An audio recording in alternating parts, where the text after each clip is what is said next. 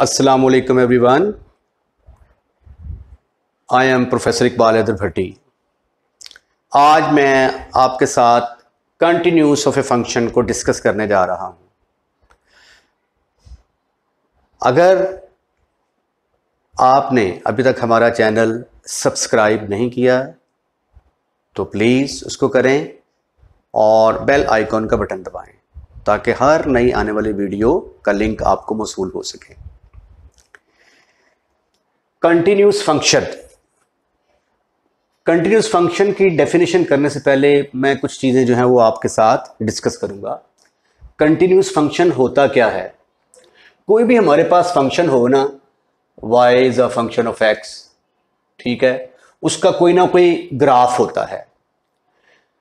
जब हम उसका ग्राफ प्लॉट करते हैं किसी चीज़ का, किसी फंक्शन का, तो अगर ग्राफ के अंदर कोई ब्रेक नहीं आती, स्मूथली ऐसे चलता जाता है, तो हम उसको कहते हैं कि ये कंटिन्यूस फंक्शन है। बाज़ वक़्त ऐसा होता है कि जब हम फंक्शन की कोई वैल्यू पुट करते हैं, मसलन फ़र्ज़ किया मेरे पास एक फंक्शन है f of x is equal to x square minus 1 over x minus 1।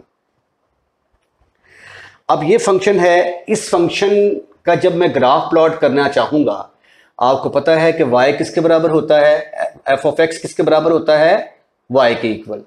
तो that is actually y is equal to x square minus 1 over x minus 1 के बराबर आ जाएगा। अब जब मैं फंक्शन की वैल्यू 1 निकालता हूं तो 1 के ऊपर तो इसका जवाब एग्जिस्ट ही नहीं करता। ये देखें, डिनोमिनेटर में इन्फिनिटी आ जाता है, तो इसकी वैल्यू हमें मिलती ही नहीं है।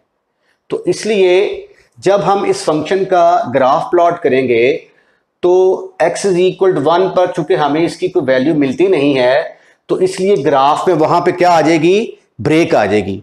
और जब ग्राफ के अंदर ब्रेक आ जाएगी तो हम कह देंगे कि ये जो फंक्शन है ये उस पॉइंट के ऊपर डिसकंटिन्यूस है। जब हम ये कहते हैं ना कि कंटिन्यूटी, सिंपल कंटिन्यूटी जो है ना, ये कोई लफ्ज़ नहीं है। कंटिन्यूटी हमेशा किसी एक पॉइंट के ऊपर होती है, डिसकंटिन्यूटी भी हमेशा एक पॉइंट के ऊपर होती है। अब ये देखें, इसको मज़ीद एक्सप्लेन करते हैं। अगर इसको मैं सिंप्लीफाई करूं तो x plus 1 into x minus 1 over x minus 1 आ जाएगा। ये इसके साथ कैंसिल, तो y is equal to x plus 1 आ गया। अब जब मैं इसका ग्राफ प्लॉट करता हूं तो इसका ग्राफ क्या बनेगा? ग्राफ होता है x और y की वैल्यूज के दरमियान। ये x और ये y किसके बराबर है? x प्लस 1 के बराबर। जब मैं x की जगह पे 0 पुट करता हूं, x की जगह पे 0 पुट करूंगा तो y की कीमत किसके बराबर आ जाएगी? 1 के इक्वल। फिर जब मैं x की जगह पे 1 पुट करूंगा तो 1 प्लस 1 y की वैल्यू क्या आ गई? 2। जब मैं x की जगह पे 2 पुट करता हूं तो इसकी वैल्यू 3 आ जाएगी। अब यहां पे जब मैं -1 पुट करता हूं, x की वैल्यू -1 पुट करूंगा तो y 0 हो जाएगा। इसी तरह जब मैं -2 वैल्यू पुट करूंगा तो इसका जवाब -1 आ जाएगा। अब जब मैं ये लिखता हूं ना, ये 0 1, तो ये x की वैल्यू 0, y की वैल्यू 1। एक्चुअली ये एक पॉइंट है, ये एक ऐसा पॉइंट है जो कि इसके ग्राफ के ऊपर लाई करता है।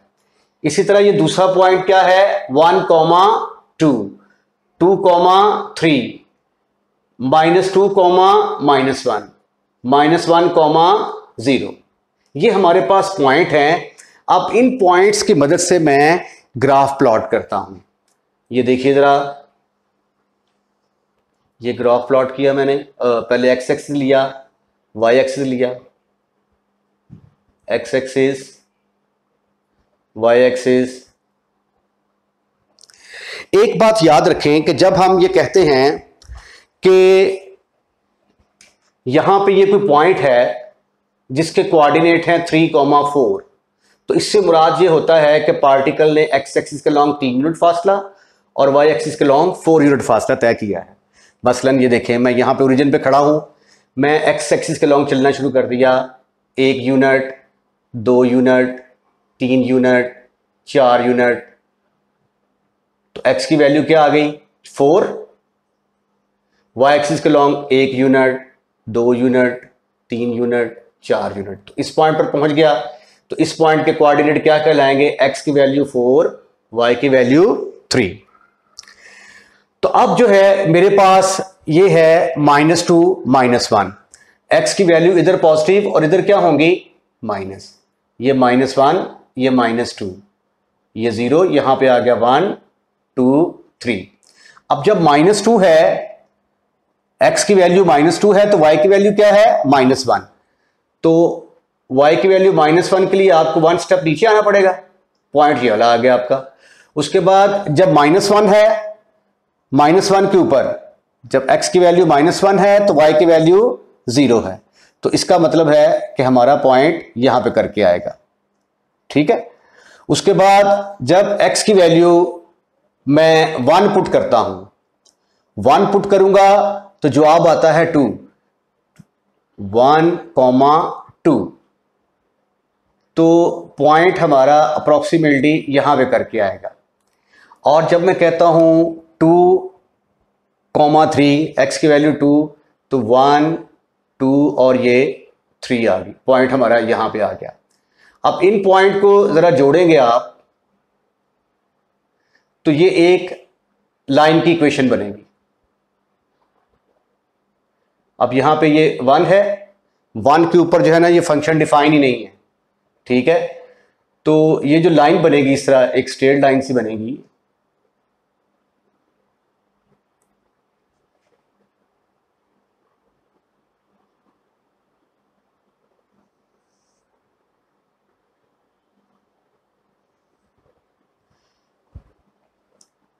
सॉरी ये इस पॉइंट में से पास करनी थी,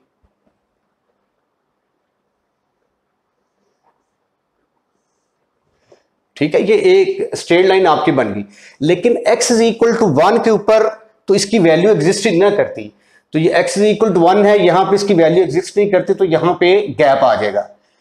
तो यहां पे गैप आ जाएगा तो इसको हम कहते हैं कि ये फंक्शन यहां पे डिसकंटिन्यूस हो गया है, और उसको ग्राफ में हम ऐसे दायरा लगा के जाहिर कर देंगे कि यहां पे फंक्शन जो है ये डिसकंटिन्यूस है, आगे रास्ता क्लियर है, उससे पीछे रास्ता सारा क्लियर है। तो ग्राफ के अंदर डिसकंटिन्यूटी का कंसेप्ट ये है कि वहां पे हम एक सर्कल सा बना देंगे, बता देंगे कि यहां पे ये डिसकंटिन्यूस है इस पॉइंट के ऊपर, बाकी जो है ना ये मामला ठीक ठाक है। ये ऐसे ही है जैसे आप घर से निकलते हैं, चलते जा रहे हैं, चलते जा रहे हैं, कंटिन्यूसली चलते जा रहे हैं, आगे जो है ना कोई गड़ा आ जाता है, ठीक है, तो आप उस गड्ढे को क्रॉस नहीं कर सकते, तो वहाँ पे जो है ना वो आपका ग्राफ जो है वो चलने का ग्राफ जो है वो टूट जाएगा, डिसकंटिन्यूटी पैदा होगी वहाँ पे, ठीक है जी। तो अब जो है ये तो था फैसला ये हुआ कि जब भी हम कंटिन्यूस फंक्शन की बात करते हैं तो इसका मतलब ये होता है कि उसके ग्राफ के अंदर कोई ब्रेक नहीं आती, बस ये देखिए ये कुछ स्ट्रेट लाइन है, बिल्कुल सीधी चलती जाएगी ये स्ट्रेट लाइन, ठीक है। अगर कर्व है कोई तो बिल्कुल कर्व होगी ऐसे सीधी। अगर दरमियान में जवाब किसी पॉइंट पर इन्फिनिटी आ जाता है तो वहां पे फिर हम क्या करेंगे, ऐसे जीरो के साथ शो कर देंगे और कह देंगे कि फंक्शन यहाँ पे डिसकंटिन्यूस है। तो इसका मतलब ये हुआ कि फंक्शन जो है वो किसी की कंटिन्यूटी जो है या डिसकंटिन्यूटी वो हम किसी एक पॉइंट के ऊपर ही डिस्कस कर सकते हैं।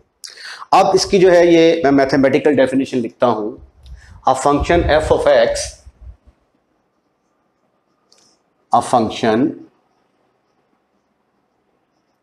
f of x is said to be continuous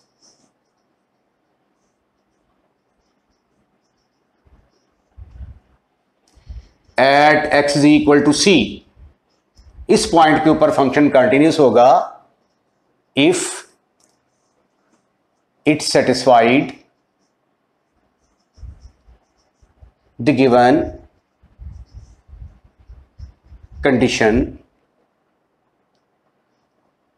satisfied the given condition, given condition क्या है,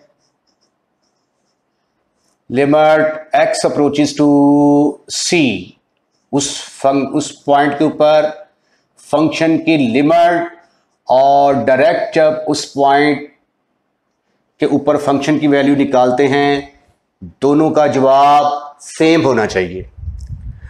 और आपको ये भी पता है कि जब हम ये कहते हैं limit x approaches to C F of X, तो इसका मतलब है कि left hand limit at C and right hand limit at C, या दूसरे लफ्जों में लेफ्ट हैंड लिमिट, ऐसे लिखें आप, limit x approaches to C minus F of X, और right hand limit x approaches to C plus F of X और F of C. अगर तीनों का जवाब सेम आएगा तो फंक्शन को हम क्या कहेंगे कि फंक्शन कंटिन्यूस है। ओके, अब हम इससे रिलेटेड कुछ क्वेश्चंस करते हैं। आइए पहले एग्जांपल नंबर 2 को डिस्कस करते हैं, पेज नंबर 29 पर है। Example number 2,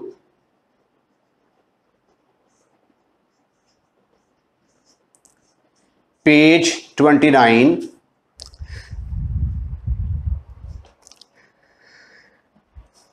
Discuss the continuity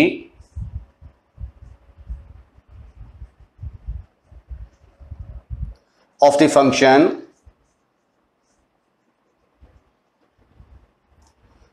यही वाला ले लेते हैं, f of x is equal to x square minus 1 over x minus 1 at x is equal to 1। At x is equal to 1 पर आपने फंक्शन की लिमिट निकालनी है। लो भी, ये मैं पहले लिमिट निकालता हूं, इसकी कंटिन्यूटी डिस्कस करनी है at x is equal to 1 पर। तो उसके लिए मुझे साबित करना पड़ेगा कि जब मैं x की जगह पे 1 पुट करता हूं तो जो जवाब आता है वही लिमिट के ऊपर भी वही आंसर आता है। First we find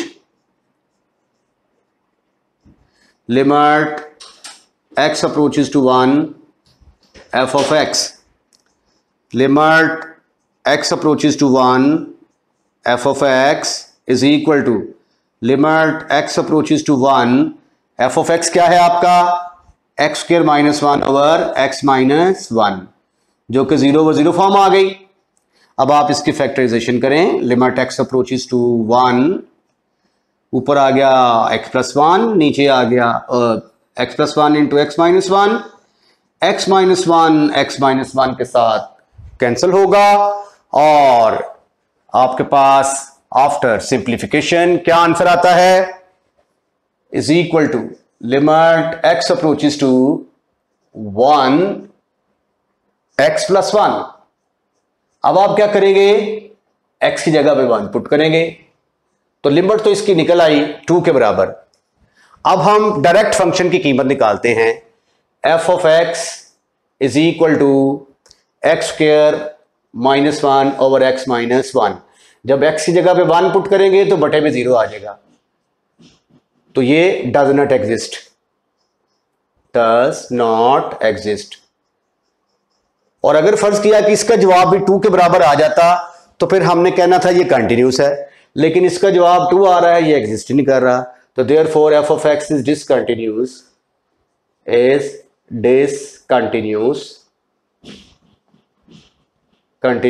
at x is equal to 1, जिस तरह कि मैंने आपको इसका ग्राफ प्लॉट करके भी दिखाया था आपको। ओके, अब हम ऐसा करते हैं कि एक्सरसाइज 1.4 उसको डिस्कस करते हैं। क्वेश्चन नंबर 1 है, determine the left hand limit and right hand limit, यानी आपने इसकी लेफ्ट हैंड लिमिट निकालनी है, राइट हैंड लिमिट निकालनी है। Then find the limit of the following function when x approaches to c। अब ये आपके पास पहला पार्ट है, तो c यहां पे क्या दिया हुआ है 1, तो इसका मतलब है कि हमने लिमिट x अप्रोचेस टू 1 निकालनी है। लेकिन उसने कहा है लेफ्ट हैंड लिमिट और राइट हैंड लिमिट के तरीके से क्वेश्चन को हल करना है। तो चलें भी देखते हैं पहले left hand limit. Left hand limit से मुराद लिमिट एक्स अप्रोचेस टू 1 में से थोड़ा सा कम कर देंगे, ठीक है। और फंक्शन आपके पास क्या है, limit x approaches to 1 minus 2x square plus x minus 5। जब 1 माइनस की बात करते हैं तो इसका मतलब होता है कि 1 से थोड़ा सा कम है। बस जिस तरह मैंने कल दूध वाले गिलास की एग्जांपल दी थी, तो उसके अंदर जब दूध का गिलास पी लिया गया तो एक पाव से थोड़ा सा कम दूध पिया गया, लेकिन उसको कंसिडर तो एक पाव ही किया जाता है ना। तो इसलिए जब हम ये कहते हैं 1 माइनस, तो बेशक इसका मतलब ये है कि ये 1 के करीब करीब है, लेकिन कंसिडर इसको 1 ही किया जाएगा। तो इसलिए हम x की जगह पे क्या पुट करेंगे, 1 माइनस 5, 2 प्लस 1 माइनस 5, 3 में से 2 के बाकी रह गए -2।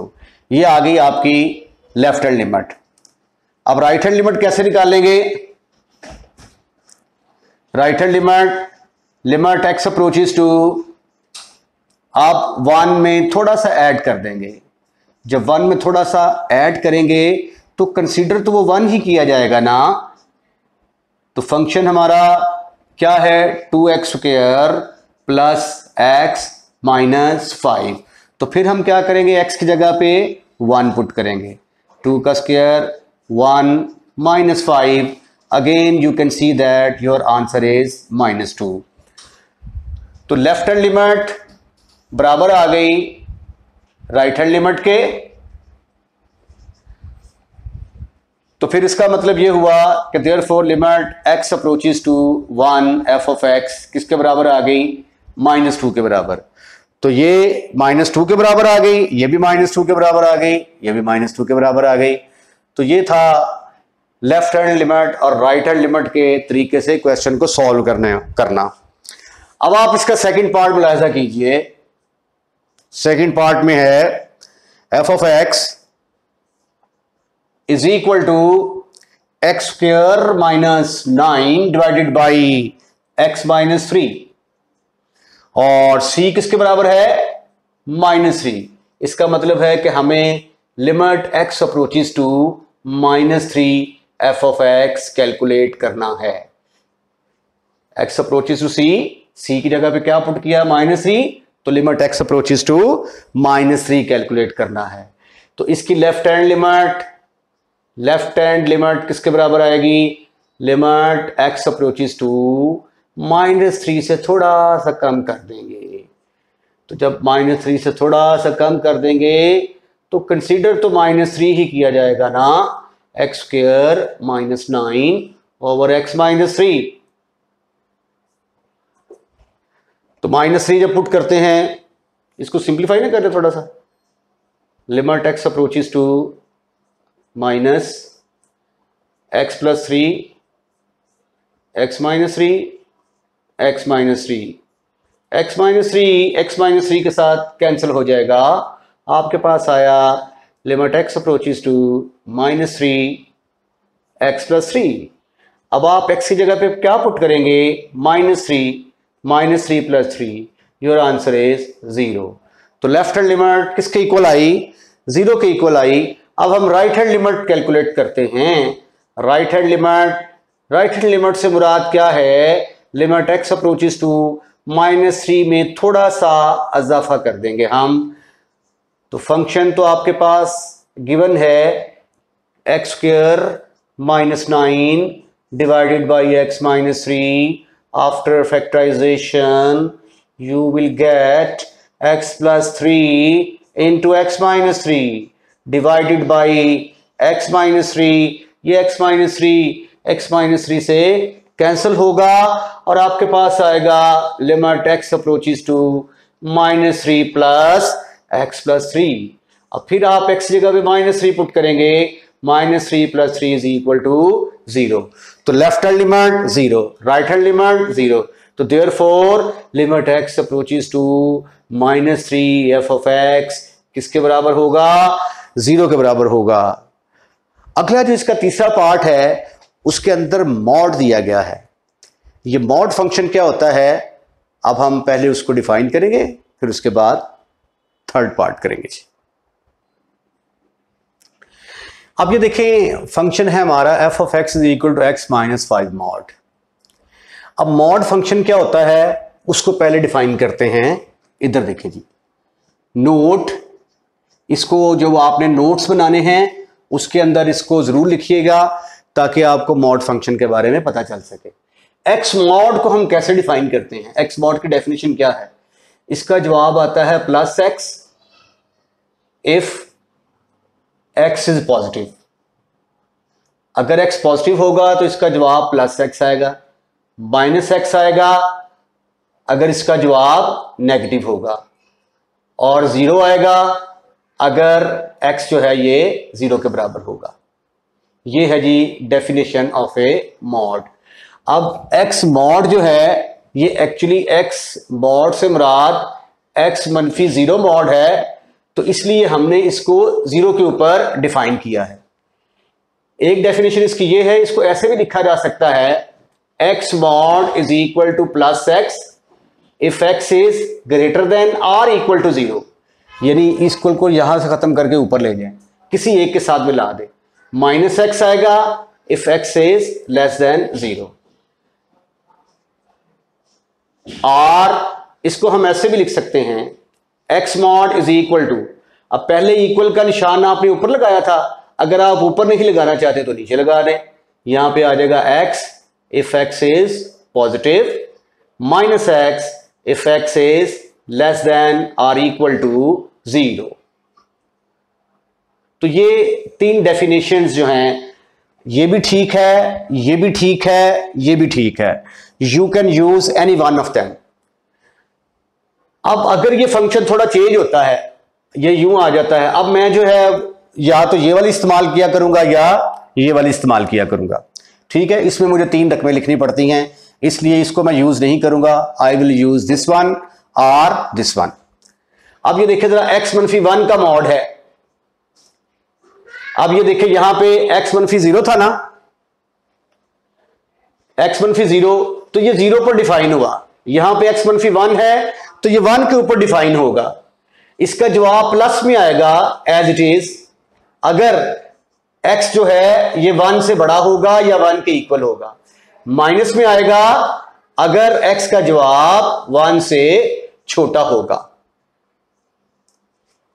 इसी तरह नंबर 3, अगर x -2 का मॉड आ जाता है तो इसका जवाब x -2 आएगा अगर x ग्रेटर देन और इक्वल टू 2 होगा, -x -2 आएगा if x is less then 2 होगा। तो ये है मॉड को डिफाइन करने का तरीका। अब हम यहां पे पहले मॉड को डिफाइन करेंगे, इसके टोटे करेंगे। पहला क्या आएगा? f of x is equal to x -5। यह आंसर कब आता है? If x is greater than और इक्वल टू 5। इसका जवाब -x -5 आएगा if x is less than 5। अब हमने इसकी लेफ्ट हैंड लिमिट और राइट हैंड लिमिट जो है वो डिस्कस करनी है at c is equal to 5। तो इसका मतलब ये हुआ कि हमें क्या निकालना पड़ेगा? We have to find limit x approaches to 5 f of x। तो पहले हम निकालते हैं लेफ्ट हैंड लिमिट।